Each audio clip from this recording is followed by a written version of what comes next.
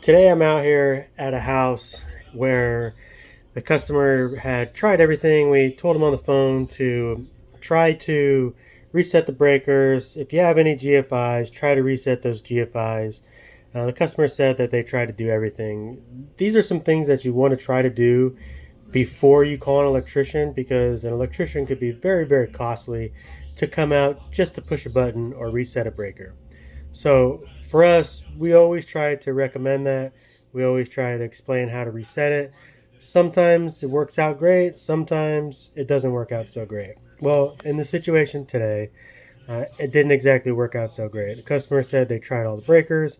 Customer said that they tried to reset the GFI and nothing's working. So we ended up coming out, and here we are, and it ended up just being a trip GFI. So let me show you one thing, and I'll show you a little tip that sometimes works when the other doesn't. So uh, check it out.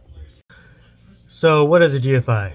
I could go into a ton of detail here, but the easiest way to put it is it's going to be the receptacle in your house with two buttons, and in a lot of cases, a little light down here. Well, what a lot of folks try to do is they try to push the button in, and as you can see, there's one button that says test, and the other one says reset. Well, when the GFI is tripped, the reset button pops out. So what happens is people get in here with their finger and they push the reset button, but their finger's too big for the hole, so it doesn't push in.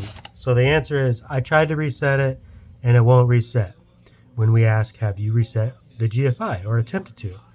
So a good tip is, if you really can't get your finger in there, and you know that you can't get your finger in there, or maybe you think you can't get it in there, get a pin. Everybody has a pin. You could use anything that's small enough to really get in here, and just get in here and push the button. Okay, you probably even heard a little click, and then what you will notice is now down here, this little green light has also lit up. That little green light's telling us that there's power.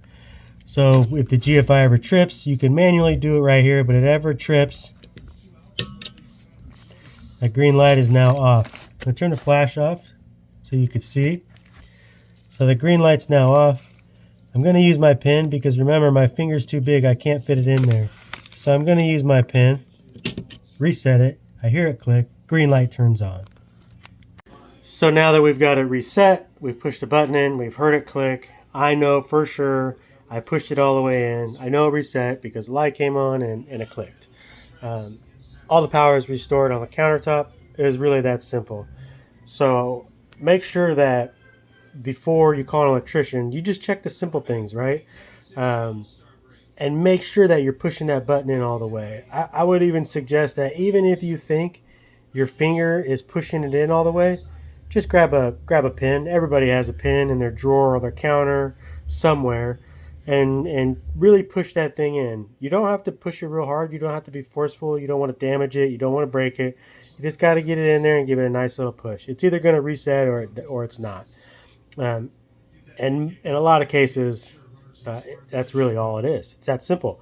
And you avoid 300, 400, 500, however much money an electrician's going to come out just to come push a button for you. And nobody's ever happy when an electrician comes out, pushes a button, and you have to pay that bill. It's expensive, but there's a huge cost involved to get an electrician out to a site. That's just the way it is. So help yourself. Check the easy things first. Make sure you get those things out of the way before you give someone a call. I hope this helped you learn what and how to trip a GFI and what to look for if all of a sudden you just lose quite a few receptacles, maybe some lights, and you can look around and try to find a GFI you can reset.